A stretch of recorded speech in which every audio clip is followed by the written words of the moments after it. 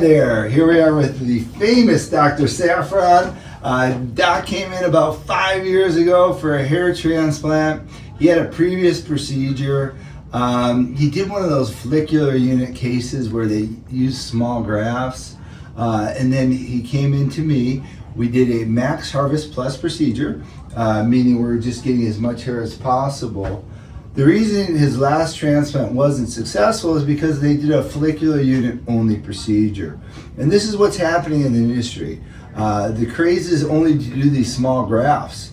And when you only do small grafts, if a patient has fine hair, you get no result. So what we're doing here is unique. I use the one hair grafts around the front.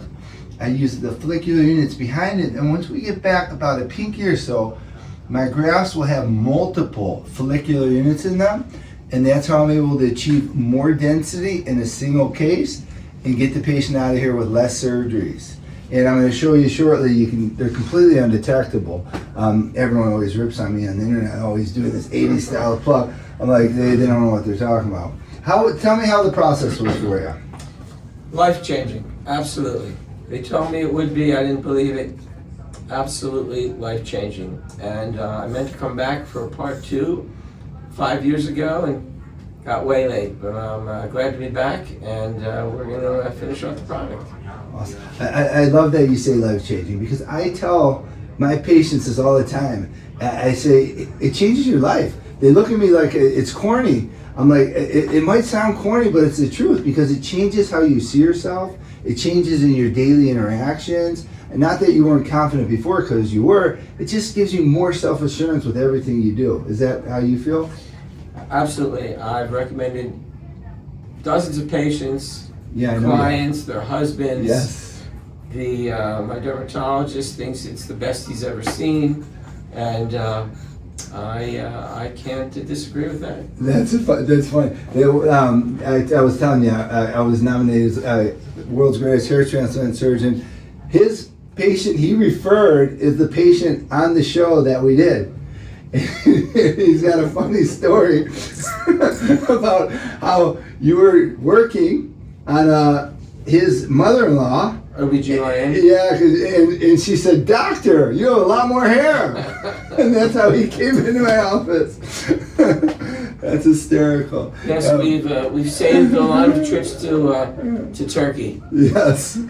All right, let me show off the work a little bit. Stay right where you're at. So when you see the before photos, you'll completely see he had no hair in this front. So what we were able to do is completely redo the entire hairline. Tiny little one hair grafts all the way around.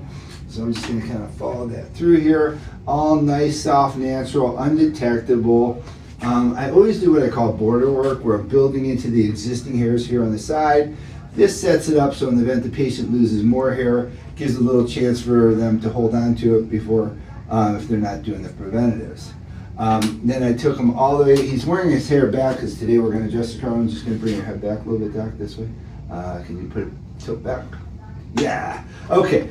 So I did my case last time from front to about here. So he's wearing the hair back, doing a great job of covering it.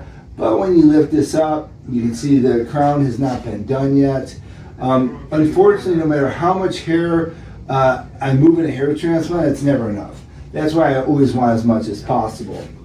This is the older style work that he had done. You can see these little kind of bundles sticking out. His last doctor actually used a punch biopsy. This is one of the things that correct all the time. You can see the directions and angles of these hairs are kind of coming out. We're going to address that today. Ed, can you come in a little closer? I want to show the graph so close.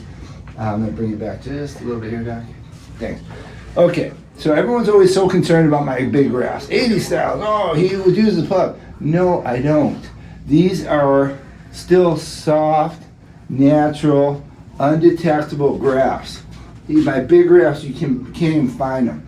So what they do is they help create more density, less surgeries. It's that simple. That's why we're doing it. And they're built further back from the hairline, so when you're up close at the hairline, you can't see nothing. It's all soft. Look at this. Where's the big graft? Doesn't exist. And when we do this suture line, everyone's so freaked out about these suture lines, okay?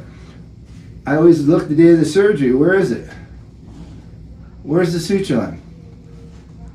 Show me. Okay, well, awesome, dude. I can't even see it. Let's see. Okay, here.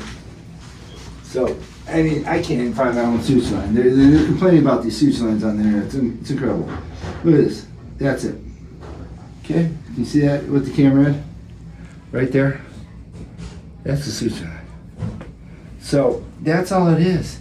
So, people are getting these follicular extractions, trying to get a scarless procedure, chasing off to Turkey for an inferior procedure. Guys, makes no sense. You don't get it. You're paying more, getting less, destroying your donor. There's nothing advantageous about going to Turkey except a trip to Turkey. Anyways, it came out awesome. I sorry to get on my little soapbox there. Anything you would like to add? Anything you can say to the patient that's out there thinking about doing this, that's on the fence? I told my son whenever he's ready, fly on down from Dallas and we'll get you all set. Awesome. Listen, thank you so much for all of your referrals. I'm so appreciative. He refers me so many patients. It's incredible. I'm so glad you have an awesome result. I'm going to do another awesome job for you. Thank you, doctor. Thank you very much for doing the video. I appreciate you very much. My pleasure. Thank you.